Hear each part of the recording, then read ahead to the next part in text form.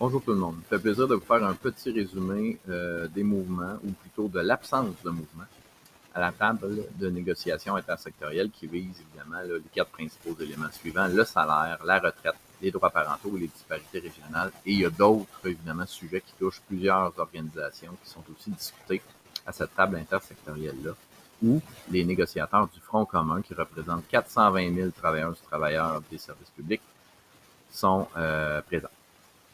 Bref, sur le salaire, pas d'avancée, le gouvernement maintient son offre de 9 sur 5 ans. C'est pas plus de 9 on va se le rappeler. Les montants forfaitaires ne sont pas des montants récurrents dans l'échelle salariale. Ce faisant, évidemment, votre salaire n'est pas bonifié de façon pérenne.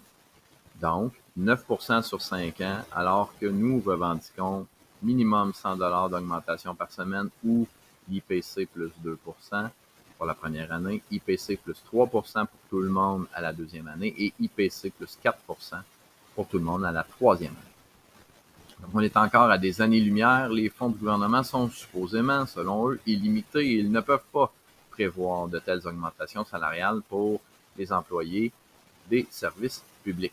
Ben, vous aussi, vos fonds ne sont pas illimités. Par contre, votre courage, lui, l'est. Donc, évidemment, on va vous inviter et on vous invite à vous inscrire à la manifestation du 23 septembre pour envoyer un message clair au gouvernement comme quoi nos revendications du Front commun sont légitimes, basées d'ailleurs sur vos besoins exprimés dans le cadre de consultation. Sur la retraite, rien d'intéressant non plus sur la table. On se rappelle, il y avait des mesures de détention que mettait l'employeur, des mesures de pénalité pour forcer les gens à rester au travail. Mais sur l'enjeu de la retraite, si on ne parle pas des priorités du gouvernement, il n'y en aura pas d'avancée. Qui plus est, la retraite ferait partie d'un tout.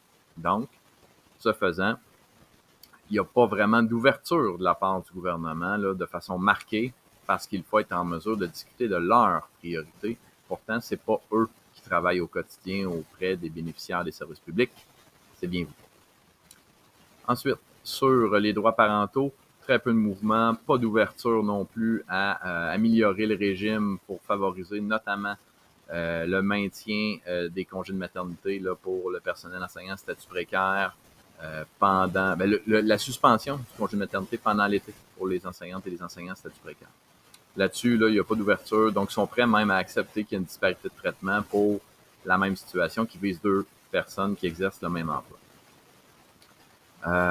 J'ajouterai que sur les assurances collectives qui vous coûtent la totale en raison d'une organisation du travail notamment qui nous rend malades collectivement, ben, ça, le gouvernement dit, ben non, moi, je passe go et comme je suis un employeur de choix, je ne mettrai pas $1 dans, évidemment, votre couverture d'assurance médicaments.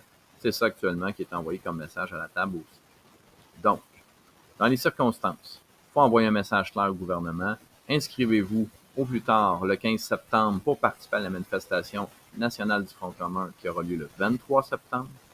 Et par la suite, participer à vos assemblées générales, à notre assemblée générale qui sera diffusée là, sous peu, pour aller chercher justement les mandats de grève qui nous permettront d'accentuer la pression, évidemment, auprès du gouvernement.